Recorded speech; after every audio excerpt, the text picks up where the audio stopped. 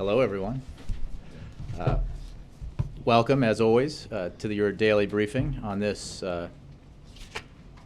first day back for many here in the White House after the government has reopened. I want to start by echoing what the President said about the many people just in our world here who were out of work for the past few weeks, and say how glad we all are to have them back and how much we appreciate what they do. In fact, we now appreciate it more than ever, knowing what it was like not to have them here. And I know that many of you work with folks in the press office and are glad to see them back, because there's no question that those of us who've tried to fulfill some of their responsibilities didn't do such a great job. But I also want to welcome back Jamie Smith, Deputy Press Secretary. It's great to have her here. I have no other announcements, so I'll go straight to the Associated Press. Thanks, Jay. Congressional budget negotiators kicked off their discussions this morning. Does the President see a direct role for himself in those discussions, or is he basically going to let congressional Democrats do the advocacy on behalf of the budget priorities that he'd like to see? Well, what we are hopeful about is that Congress will seize an opportunity here to return to what has become known as regular order, which is have a budget conference and where appointed members of the House and the Senate come together to try to reach a compromise budget. Each House has a starting point, a budget that was passed. They also have a document in the President's budget that reflects his views about what a broad-based budget compromise would look like, his views on the kinds of tough choices that he's willing to make when it comes to a balanced approach to further reducing our deficit, as well as his views on the kinds of investments we should be making. And you heard him speak about some of those earlier today in the State Dining Room. So our engagement with that process will be what it has traditionally been, which is to provide technical assistance, to provide insight into the President's views on matters. But we certainly hope, as the President made clear earlier, that it is a success. Obviously, this is a tough business. It always has been, but there is an opportunity here to find common ground, and the President sincerely hopes that members of both parties seize that opportunity. The President, at the beginning of the year in his State of the Union address, laid out a aggressive agenda for things he wanted to see this year, from gun control to expanded pre-K and urging Congress to act on climate change. Today we heard him outline his goals for the rest of the year as basically being able to get a farm bill, get a budget. Has the President had to scale back some of his expectations or lower his sights for what can be accomplished this year? I appreciate the question. Let me say two things in response. First, I think no one in Washington could possibly suggest that getting a bipartisan budget deal, getting comprehensive immigration reform passed on a bipartisan basis, and getting a farm bill passed on a bipartisan basis would be small or inconsequential in terms of the achievement. The President laid those out because he made clear that those are things that Congress can do, working together in a bipartisan fashion this year, in what remains of this year, because there are budgets that have been passed by the Senate and the House, and there is a bipartisan comprehensive immigration reform bill that passed the Senate and is waiting for action in the House. And there was a bipartisan comprehensive farm bill that was passed by the Senate that the House could act on as opposed to pursuing the purely partisan effort that they worked on in the past. But that's not the limit of what this administration will be working on or what can be achieved in the months and years ahead. Other issues that are obviously a focus for the President are his belief that a program that ensures that there is pre-K available to all in this country would be enormously beneficial to our nation. He believes that we can continue to take action on energy and climate issues, and he will do that. He's committed to pursuing common sense measures to reduce gun violence, as has been demonstrated throughout the year. And of course, college affordability is a subject that he has highlighted and believes we can, the administration and also Congress, can act on. He identified those three objectives because those are three that already have some momentum in Congress. They require congressional action, and he was urging members of both parties to act on them before the end of the year. But even those items that you held up as being really big accomplishments, if we could get them done, have already, were going to be real uphill battles, and have already shown where there's a lot of disagreement in Congress to be able to get that through. Are you operating under the assumption that following the resolution of the crisis this past number of weeks, that the dynamic is changed or the atmosphere is better for making progress on those issues? We hope it is. We have to hope for the best and assume the best here, because what we saw was that a lot of time and effort was spent because of a sort of an ideological pursuit that led to the shutdown of government and to the threat of default. And it achieved nothing except for the harmful consequences to our economy that the president outlined. So rather than continue down that path, there's an opportunity for Congress, including those lawmakers, both Democratic and Republican, who helped forge the solution to the shutdown and the threat of default, in a way that moves the ball forward on all of these issues. There's no question they're all difficult given the current environment, and some of these, especially the comprehensive immigration reform bill and a budget bill, these are big items, and they require bipartisan support. But we've seen that already in the Senate when it comes to immigration reform. We've seen it at least in conversations that the president has had with Republicans on budget issues. When it comes to immigration reform, which is a big item to be sure, we're confident that if that bill that passed the Senate were put on the floor of the House today, it would win a majority of the House. And I think that it would win significant Republican votes, because I think there are many Republicans who agree that comprehensive immigration reform would help our economy, would make our middle class more secure, would make us more competitive around the globe when it comes to entrepreneurship and harnessing the talent of immigrants who come here and study and should be able to stay here to start businesses if we properly reform our immigration system, and who are interested in the enhanced border security provisions of the Senate bill. So there's enormous opportunity here on big issues, and the president is not at all convinced by the skeptics who say that we can't get things done. He refuses to believe that, and that's why he called on Congress to take action on these items today. Mark. Thank you. As you know, the rollout of the Affordable Care Act has hit some snags along the way. Why didn't the president mention that as among his priorities this morning?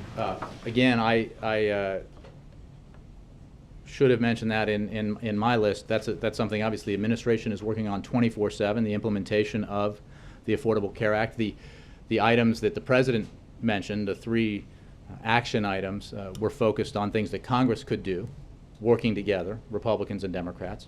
The implementation of the Affordable Care Act is something that the administration is engaged in, including the effort to address the difficulties and glitches that have occurred with the website. And I think it's important to remember that the website is not alone the Affordable Care Act. And as I've done some in recent days, it's important to remind folks that even as there have been some challenges in enrolling through the website, those challenges are being addressed and progress is being made, and people are enrolling across the country. We're going to keep working on this to make sure that the consumer experience is improved and that the interest of all those millions of Americans who have been exploring the options available to them through the new Affordable Care Act and the marketplaces will be rewarded with the opportunity to enroll for so many who have never had affordable health care options in the past. But the individual mandate is a central part of the Affordable Care Act, and the website is an important part of that. Is he happy with the way it's gone? Would you anticipate any wholesale I think changes? the president made clear in an interview he gave the other day that he's not happy with it and has insisted that everybody work 24/7 to fix the problems that exist. But you have to remember, now that we've hopefully taken this out of a political context, that this is not just about the president's health care reform bill that some opposed and some supported. This is about a law that was upheld by the Supreme Court that is being implemented and providing benefits to millions of Americans across the country. Already is and is about to provide significantly more benefits to millions of Americans. And as I've said in the past, the desire for millions of Americans and so many families across the country to have affordable health insurance exists outside of partisan preference. We've seen it reported in newspapers across the country where individuals who identify themselves as conservatives or Republicans who oppose the president, didn't vote for him, maybe vote Republican in congressional and local elections, say that they're extremely happy with the fact that they now have affordable health care insurance options that they did not have before.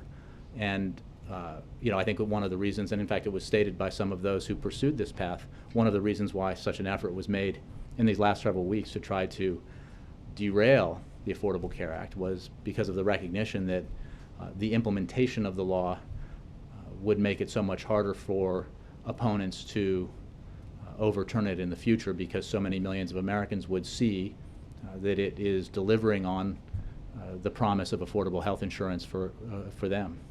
Just one question about the president's remarks this morning. He made references to ideology, to extremism. In seeking collaboration with Congress, does the president need to take any steps to mend fences and improve relations? The president absolutely, and I think has made clear in his comments both last night and today, believes that we all need to set aside other objectives and focus on the objective of helping the American people. And I don't think there's any question that the episode that we just went through occurred and was driven by a wing of one party in one house of one branch of government, with some considerable assistance by a couple of members from the other house in Congress. But the president doesn't believe that approach is one that was supported universally by Republican lawmakers. He doesn't believe it because he knows it from the conversations he's had, the many conversations he's had with Republican lawmakers, and he doesn't believe it because he's seen Republican lawmakers say to reporters, how counterproductive it was, how harmful it was to the economy, how damaging it was to average Americans, how unnecessary it was, and how, in fact, harmful it was to the party itself. As I've said in the past, the president believes strongly that we benefit as a country from two strong parties, where there are differences of view, but where there is a commitment to working together to try to resolve our differences where we can to move forward for the American people. And I think that's the spirit of what the president talked about today, and it's the spirit with which he'll approach all the work that needs to be done. Brianna. Thanks, Jay. I'd actually like to follow on that. I mean, the president's remarks weren't received very well by Republicans on the Hill. If he really is serious about moving forward in a bipartisan way on some of these initiatives, why did he chide them for following bloggers and radio talk show hosts? I think the president made two things clear, which it is absolutely appropriate to do. One, that, as I just said, the shutdown that we went through had real consequences, real costs, as did the threat of default that was precipitated by the strategy pursued by some on Capitol Hill. You can't ignore that.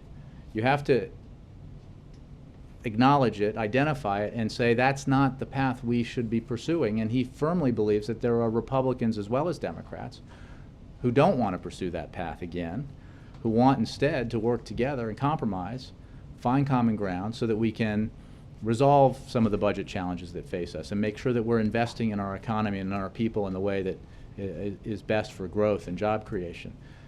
That we can work together to pass, for the first time in decades, comprehensive immigration reform so that we can gather the benefits from that for our economy and for our people and for our future economic growth. That we can move forward for rural Americans on bipartisan legislation in a farm bill that has the potential of being accomplished and finished by the end of the year. So I think that the American people had to watch and were frustrated by the dysfunction that we saw here in Washington. The President made clear on numerous occasions his view that there are no winners when something like this happens, because no politician wins when his or her constituents lose, and everybody lost. Every tax-paying American out there lost because of this wholly unnecessary shutdown and flirtation with default.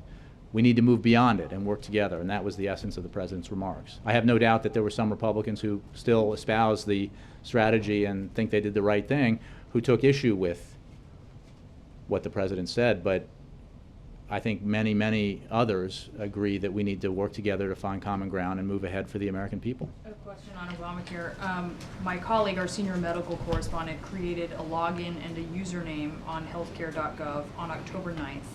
She's still unable to use the website. Today she called the 1-800 number again, and 2 different representatives told her that she needs to create a new account. Mm-hmm. So last week HHS was, we were told by HHS that operators were mistakenly given this script, and they were telling people that their usernames and their logins needed to be redone. But, I mean, is that true? They're still saying this today. Again, I think HHS has answered this. It's not true. I don't know the specific experience that CNN had. There are no questions that, I mean, there's no... And they're saying something appreciate it. verbatim. It appears to be a script. This is 2 different representatives saying the exact same thing. Well, again, Days after we're told that this has been corrected. Brianna, I would simply say 2 things. One, that HHS has been answering these questions, and B, it's not true that if you registered in the past that everybody has to re-register. But there are certainly issues with the website, and people have been working 24/7 around the clock to resolve them and make the consumer experience better. Nobody is more insistent that that work be done and the experience be improved than the President, as he has made clear. But there's no question that that work is not done and that there are still problems and we need to get them fixed. So when is it done? Because he says he wants it 100%. It's October 17th. We're 17 days into a here. 182-day period, correct? But he said he wants it at 100%. So when do we see that, and who's held accountable for the failure of it? Well, I think that the people who are responsible for making it work are hard at work fixing the problems that need to be fixed. And that is the focus of the President's attention and the attention of those at HHS and CMS who are working on this. And the President wants the work done so that the consumer experience is improved. And I think that it is important. The goal is absolutely to make sure that Americans across the country have access. What's the date that it should be done? Is there a time? Is there a day that's the goal? They are making improvements every day. I think that the President's goal is that there's a process in place through the various ways that people can get access to the information they need to enroll, so that everybody who needs affordable health insurance in states across the country can look at the options available to them because of the Affordable Care Act, because of the marketplaces, because of the increased competition created by the marketplaces, and make choices that fit their budgets, that work for them because of the subsidies available for those who have low incomes. And the result will be millions of Americans who have insurance who did not have it before. That's the goal. And the goal is not about the website. The goal is to make sure that the American people who have been shut out of affordable health insurance options in the past have those options available to them. That is what this has always been about. And the president is making sure that his team and everybody working on this is focused on making it the best possible consumer experience that they can. Ann. Jay, the president was vehement this morning when he said the American people are fed up with Washington. Does the president include the White House as some of the target of that unhappiness? I think the president made clear that there are no winners here. Everybody here looks bad when Washington can't function properly. And what you have seen again and again and again, Ann, is from the president, from others on his team, from me, is a rejection of the assertion by analysts and reporters that this is a zero-sum game for political reasons, that somehow there's benefit politically out of a shutdown where so many people are hurt and the economy is hurt, and we completely reject that. It's not the way the president views it, and it's not the way anybody here views it. Does this change the way the president will deal with the congressional leadership? Considering last week he had called in each of the groups from Congress, and actually things began to start moving after Speaker Boehner was here. As you know from covering here, past presidents have had regular leadership meetings on a regular basis, not just waiting for a crisis to happen. The president plan any change in the way I didn't bring it, and I'm not sure, to this briefing. I think I had it at the last. I'm not sure you were here, where I read at least some of the multitude of meetings and dinners and conversations and coffees the president had with Republican lawmakers this year, and the chief of staff has had with Republican lawmakers this year.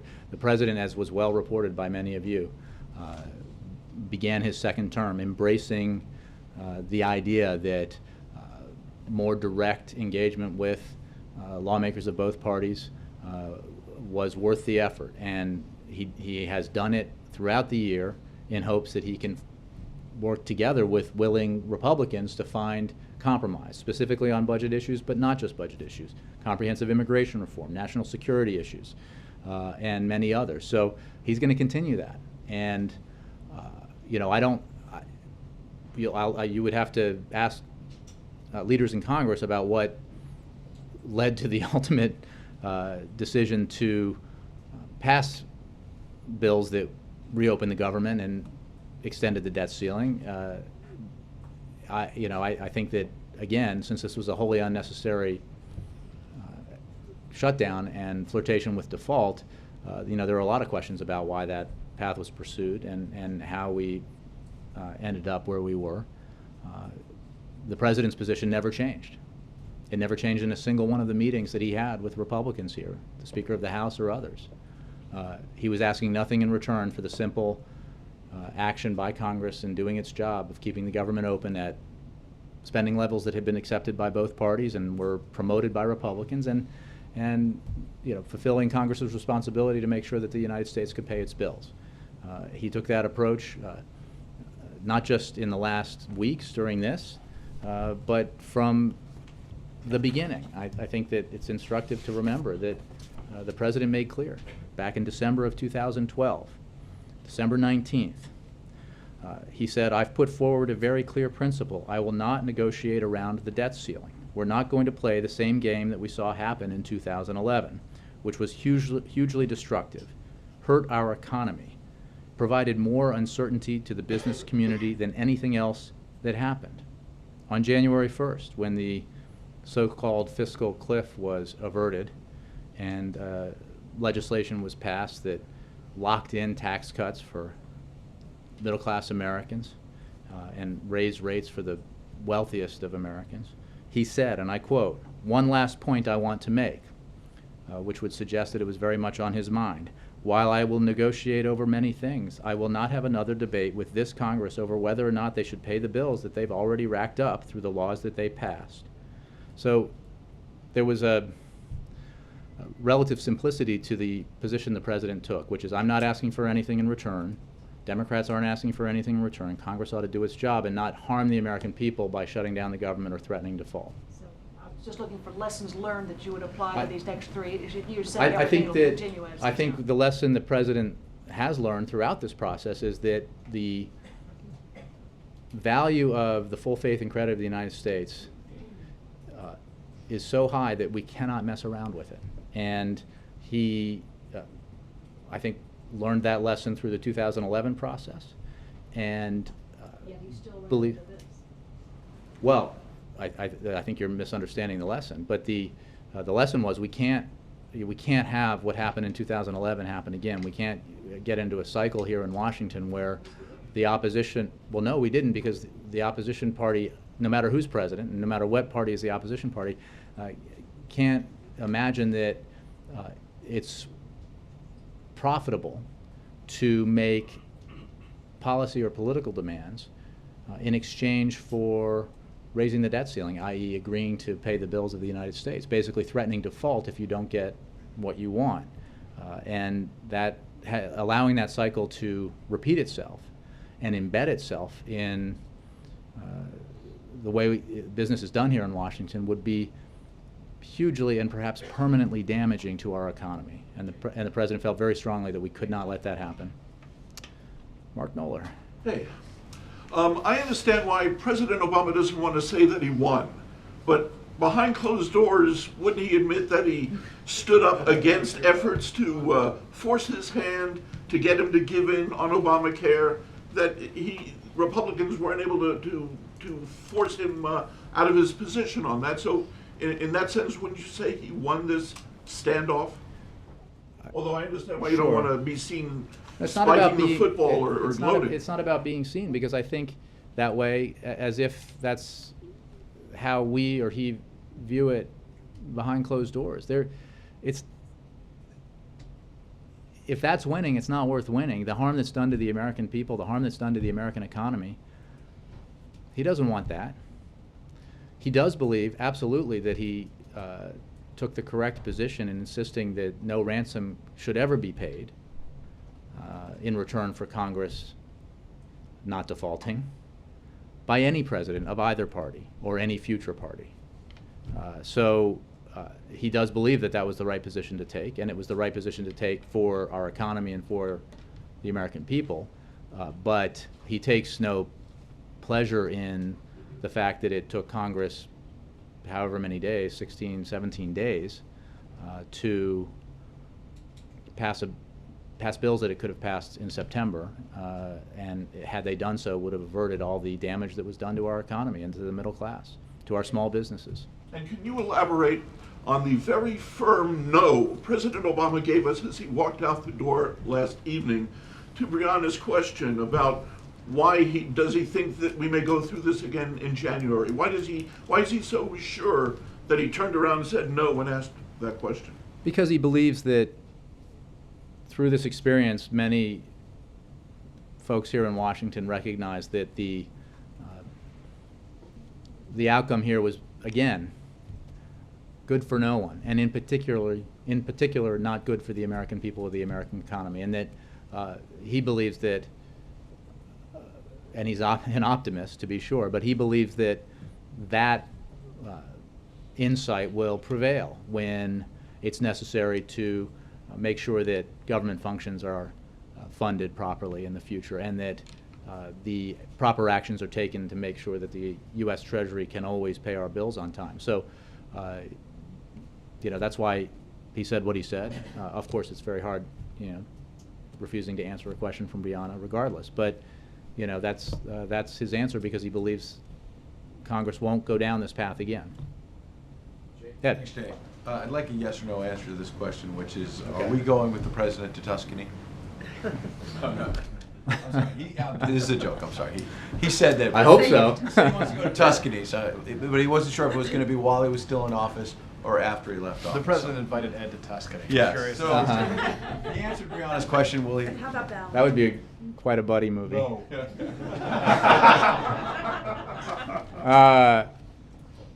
I know of no current plans to make a trip to Italy, although I would endorse any such plans that might be in the preliminary stage. Good. A couple of serious questions. NSA. There's another report in the Washington Post suggesting the NSA has a very dramatic role in the drone campaign. I wonder if you could talk about that, but also more broadly, Keith Alexander, there were reports that he's planning to step down. Was this prompted by the Edward Snowden scandal? Was there any friction about the pace of reform there in terms of the transparency that the president has demanded? Let me go to the second question first. The answer is no. we can confirm that several weeks ago General Alexander affirmed to the President that he intends to depart his posts in the spring of 2014. When he was extended for the third time as the director of the NSA and head of Cyber Command in March of 2013, General Alexander indicated his interest in retiring next spring. And having served as director since 2005 and as commander of U.S. Cyber Command since 2010, General Alexander has served an extraordinary tenure and capably led these agencies through critical periods of growth and transition. The President looks forward to continuing to work with General Alexander until his term is complete and thanks him and the men and women of the NSA for their patriotism and dedication as they work every day to keep all of us safe. This was something, again, that General Alexander had spoken to the President about a number of weeks ago, and that he had indicated he would be doing, having extended already so many times. On the other question, I can tell you that the National Security Agency is a foreign intelligence agency. It is focused on discovering and developing intelligence about valid foreign intelligence targets, including terrorists.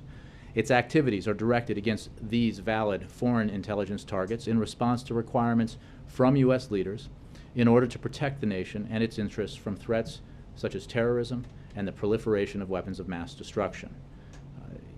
So I think that that is a higher altitude answer that responds to the specific question about the article. You know, I can't, as I've said in the past, answer every article about methods, but I can tell you that it's important to remember that the mission of the NSA is a foreign intelligence mission. Real quick, last one. I want to follow up on Brianna's question about accountability on healthcare. We talked a few days ago about Robert Gibbs saying the rollout's been so bad in his estimation that there should be people fired. You've defended Secretary Sebelius. Short of somebody being fired, what kind of accountability will there be? Specifically, I haven't heard you asked about this company, two companies, I think, GCI Federal and Quality Software Services. Mm-hmm. They've got millions of dollars in federal contracts for the website, the data collection, et cetera. And when even Robert Gibbs is saying it's been botched, is there an investigation of this company? Is this company planning to turn over? This is millions of dollars in hard-earned taxpayer dollars. Is the government going to get some of that money back? Questions about contracts related to this are ones that should be addressed to HHS and CMS. I don't have that information. What I can tell you is the accountability the President seeks today is the accountability that comes from those who are working on implementation, working around the clock to ensure that the consumer experience is improved, and that the whole process of implementation of the Affordable Care Act moves forward. And again, it's important to remember that this is not, although there's a lot of focus on it, the Affordable Care Act, Obamacare, is not just a website. It is, the website is simply a portal into a virtual marketplace for an average of 50 health insurance plan options per state for Americans on the individual market, who many of whom have never had access to affordable quality health insurance in the past, or at least not in the recent past. And getting all of that in place is the focus of the team, and that includes, of course, improving the consumer experience on the website. But nobody being held accountable. Again, the accountability the President seeks right now is the accountability that comes from making the system better, improving the process for consumers, fixing the problems that have arisen, and making sure that millions of Americans for whom this program was created are getting the benefits that it provides. Peter. Jay, a little bit earlier we heard from the President effectively scolding Republicans for their handling of this most recent crisis. In real terms, how going forward, I guess we should say, what will the President do differently in real terms going forward to try to build better relationships with the Republican members of Congress? Again, I'd say a couple of things. One, I think the President described what happened, made clear that it was unnecessary, made clear that there were real, tangible, quantifiable damages done by the decision to shut the government down and flirt with default. I think that the scolding, if you want to call it that, was far less severe than some Republicans have received from members of their own party for pursuing this path. And I think that that's been well documented in media reports. The President was much more focused on, in his remarks both this morning and last night on what we can do moving forward. So what's he going to do differently? I think he will continue to reach out to members of Congress of both parties and make clear that he is open to any good idea, no matter who proffers it, no matter which party that person belongs to. If it's an idea that will help grow the economy and create jobs, help in a responsible and balanced way continue the project of reducing our deficit and managing our long-term debt, will help us enhance our energy security, enhance our climate security, will help us pass comprehensive immigration reform.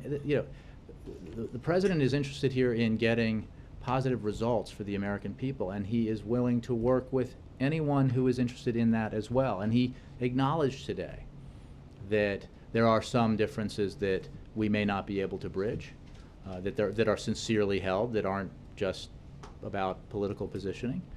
But there are areas where we can find common ground, and he identified 3 that are working through Congress right now that offer the opportunity for Washington to demonstrate to the American people that Washington can function, that bipartisan progress is possible. We saw bipartisan votes. I think 80 senators, was it, who voted for the measure last night, and bipartisan vote in the House. And we've seen a bipartisan vote on comprehensive immigration reform. We've seen a bipartisan vote on a farm bill.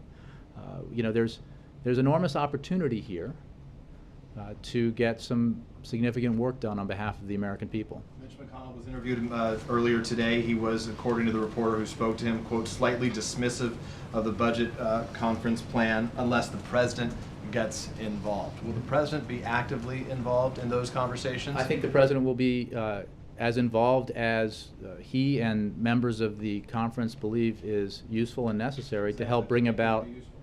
Well, again, that's you're citing one senator, the minority leader's opinion about that. I think that our view is that the House passed a budget, the Senate passed a budget. That's how the process is supposed to work. The Senate obviously is controlled by one party, the House by another. The 2 sides can conference. The president has already demonstrated a level of seriousness here through the budget he put forward, the very detailed budget he put forward that includes tough choices for Democrats as well as for Republicans. And I think he will engage as useful and necessary, as will his team, to provide the kind of assistance that could be helpful as this process moves forward. There's no question it's hard, but we shouldn't give up on it before it starts. Can you take us behind the curtain very briefly, if you would? Earlier today, we saw Chief of Staff Dennis McDonough greeting returning formerly furloughed workers. We saw Vice President Joe Biden doing the same. Secretary Vilsack did the same thing. Did President Obama make the rounds of some sort and greet some of the returning workers? And can you kind of take us back there and tell us what it looks like inside the White House when 80% of the staff that wasn't here returns? It's total chaos. They've forgotten where to go. They don't know where the bathroom is. No. Well, it's a lot more crowded, and it is wonderful to have folks back. And the president has obviously had a series of meetings, including the statement and his usual national security meeting. And but he has said hello to a lot of people who haven't been around, including some from his own immediate staff outside the Oval Office. And we're all really glad that this is over. Much more so for the broader community that paid a price for the shutdown, but also for us, because our colleagues here, as the president said, are here because they believe that service is good, and I think that's true too of every staff member for either party on Capitol Hill who was furloughed. They're doing this, especially those young people, because they thought they'd come to Washington and they could see good things happen and be a part of it. And now they're back in those offices, and hopefully they're going to continue working towards trying to be a part of something good. Yes?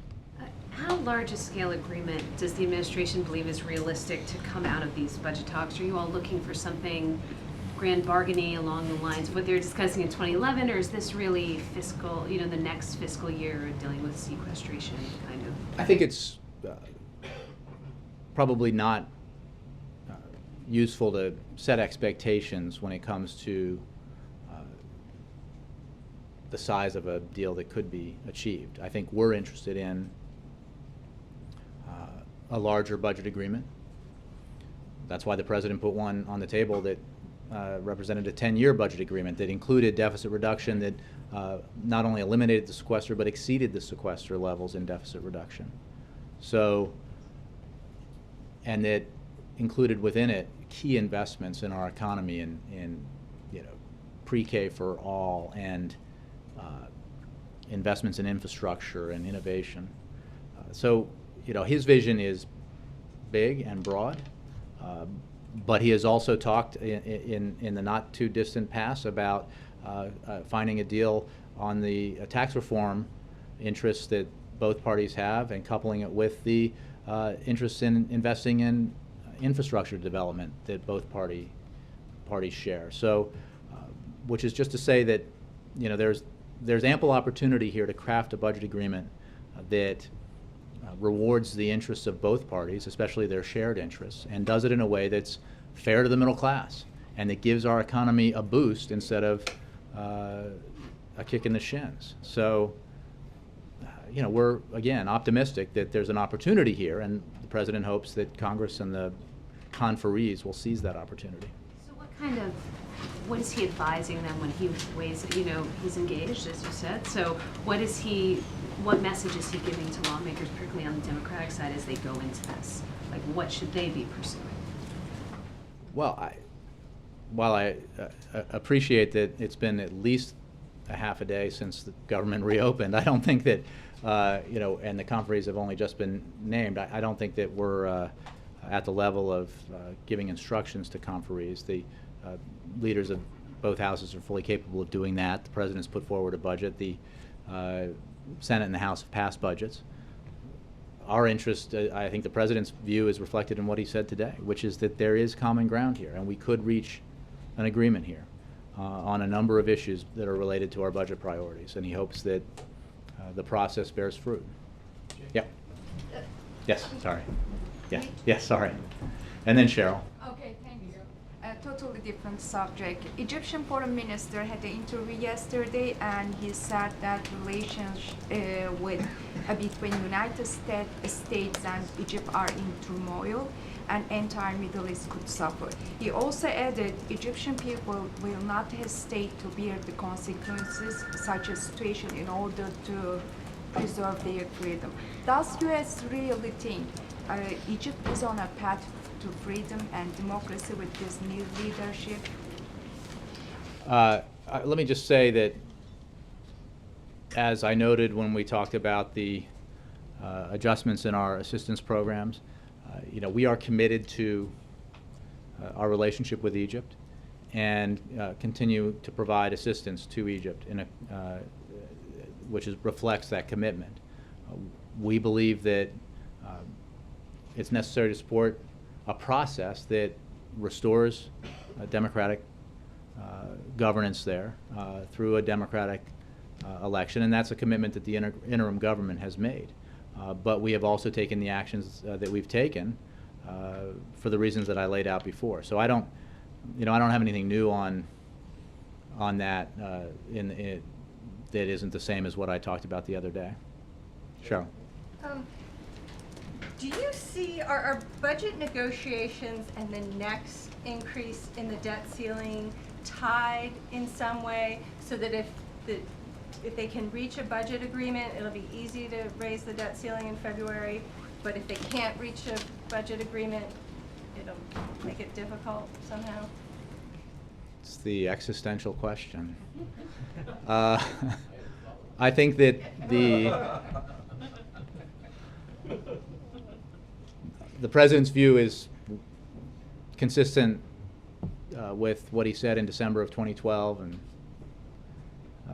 January of this year, and what he's been saying for the last several weeks, which is Congress must not and should not and cannot flirt with default. It must, without drama and delay, take action to ensure that the United States, as it has for more than 200 years, can pay its bills on time and retain its full faith and credit. So, as the President said in reaction to Brianna's question last night, he doesn't expect to have this kind of manufactured crisis repeat itself when these two deadlines approach, because he doesn't believe that members of Congress want to engage, broadly speaking. Obviously there may be individuals who have a difference of opinion on this, but that most members of Congress, including leaders, believe that this was a profitable exercise, because it was so clearly not.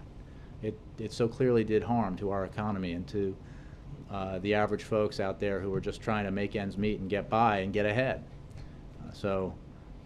You know, I can't predict all the things that will lead us to those moments, except that there are opportunities through the budget conference to get an agreement for a longer-term budget deal. And then, separate and apart from that, as it should be, the necessity of ensuring that the United States pays its bills will always remain. Mr. Hartwood. Jay, the President's talked about Washington needing to work to earn back the confidence of the country. As he reflects on his own performance on budget issues and what he needs to do to win back the confidence of the country, does he think he needs to do more to bring his party along toward the kind of budget changes in the long term that he has said through his budget and other statements that he's willing to make if Republicans compromise? I think if the question is, does he think it's necessary for him to lead his party in making these tough choices, the answer is yes. I think adding more to that is suggests that he hasn't delivered on that need for leadership, but he has. I think as you in particular, I'm just saying that there's no question that some of the choices and decisions the President has made in the process of negotiating with the Speaker of the House, going all the way back to 2011 and through the various iterations that we've seen, has resulted in the President putting forward compromise proposals that represent, in some cases, tough pills for Democrats to swallow. But Democratic leaders have been willing to do that as part of a comprehensive and balanced approach. And what we have yet to see in this process, but we hope we will see it, is a similar kind of willingness by Republican leaders on behalf of Republican lawmakers, and with the support of Republican lawmakers, to do the same, to accept compromise, accept that there are some things that, in order to get that compromise and in order to get some of what they want, they're going to have to go along with. And that's the nature of compromise. You believe, and the President believes, that Democrats are prepared to take the steps on Medicare and on Social Security needed to get a long-term deal? You should refer to them, but I would point to the publicly reported statements in the past of support for the approach and the offers that the President has made and the budget that the President put forward, which is not to say that on some of these issues there won't be some Democrats who feel very strongly that they're too difficult. But the fact of the matter is the President has demonstrated leadership on this issue in these negotiations that he has had with Republicans, by saying that he can deliver the votes necessary, or he, working with congressional Democratic leaders, the votes necessary for a comprehensive, balanced budget agreement. And as you know, knowing the history as well as you do, we came close to some agreements on a couple of occasions, but there was not the ability by Republican leaders to say the same and to deliver the same. But it's a new day, and maybe that dynamic will change. We certainly hope it will. John Christopher. Just to follow up somewhat, in light of the damage that these fights over the debt ceiling have done and continue to do, not only in the U.S. but in the world economies, has the President considered urging Congress to simply repeal the law establishing the debt limit? The President has simply urge Congress, because the authority rests entirely with Congress, to use that authority responsibly. And how they use it is obviously up to Congress.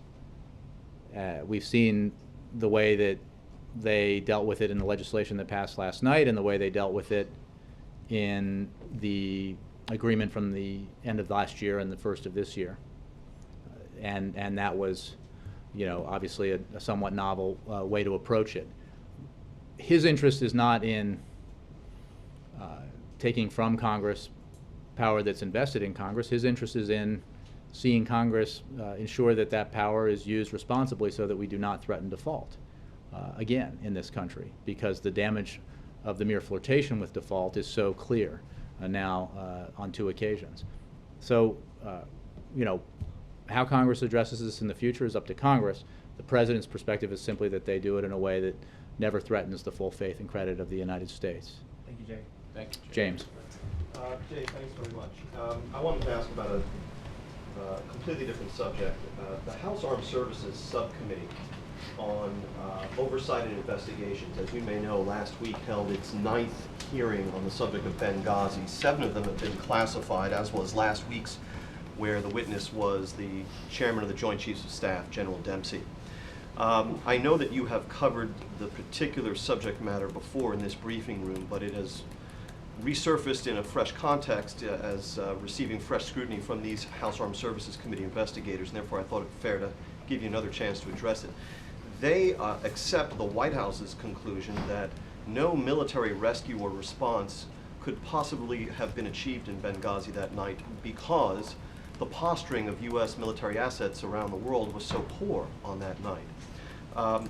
And this has led them... That's the statement of the House Republican subcommittee chairman, correct? Well, that is their conclusion. And this has led them to refocus their attention on a press release that your office issued on September 10, the day before the attacks. It was very brief, it was 4 sentences, but it essentially stated that the President on that day, September 10, 2011, had met with key national security principals to assure that as the eve of the 11th anniversary of 9/11 approached, steps were being taken to assure the protection of U.S. personnel and assets. It alluded further to meetings that John Brennan at that time had held. The House investigators have determined that General Carter Ham, the combatant commander with jurisdiction over Libya, was not consulted as part of those sessions. I wonder if you could tell us more about what those meetings entailed, who the participants were, how closely vetted that, or thoroughly vetted that press release was, and whether the White House might be willing to make available either to congressional investigators and or to the public the emails, the memos, and other sort of paperwork that was associated with the development of that press release. James, the President of the United States, as did his predecessor, received a briefing from his national security team, principals of that team, on the eve of the anniversary of 9/11, on the actions that were being taken both here in the homeland and around the world in preparation for potential threats.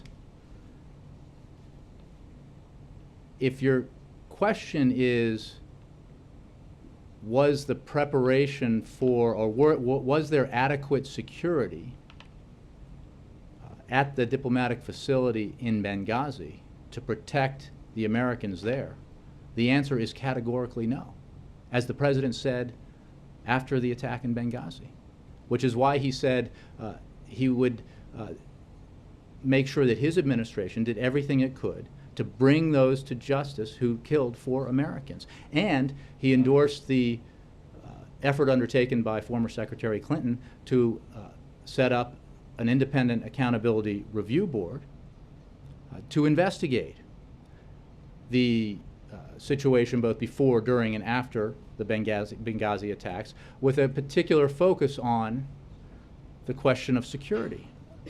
And they found problems with security and made a series of recommendations that Secretary Clinton and her successor, Secretary Kerry, have addressed in full, every single one of them. So I'm